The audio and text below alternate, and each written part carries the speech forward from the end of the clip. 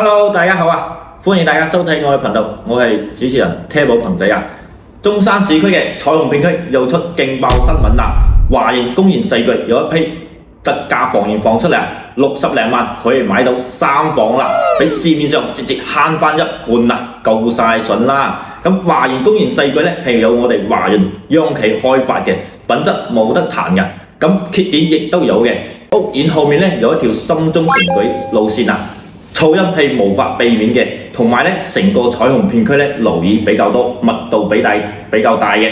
咁呢個兩個缺點係無法避免嘅，但係咧亦都有優點嘅喎。咁屋苑咧依家係現樓嘅狀態㗎啦，即買即收樓，樓下咧亦都有香港直通巴，每日20個巴士翻去香港，非常便利嘅。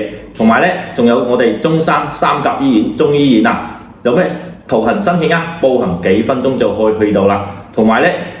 仲有一個濕地公園嘅，食完飯就可以落去公園散下步，夠晒舒服噶。住喺呢度退休養老夠晒便利啦。仲有一個大型嘅購物廣場啊，有街市，有新鮮超市，乜都可以滿足晒噶啦。如果中意咧購物嘅朋友咧，仲可以去到隔離嘅麥德龍啊、山姆超市購物可以滿足晒日常嘅所需啦。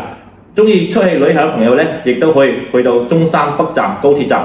坐高鐵去各個城市、各個省會，滿足到旅行嘅一個需求啦。公園四季呢個樓盤呢，咁佢一個位置呢係成熟嘅配套，人係非常旺，住喺呢度夠晒便利、夠晒舒服嘅。咁中意執筍嘢街坊呢，依家60零萬就可以買到3房啦。咁興趣朋友快啲 call 車寶帶你過嚟現場執翻間啦。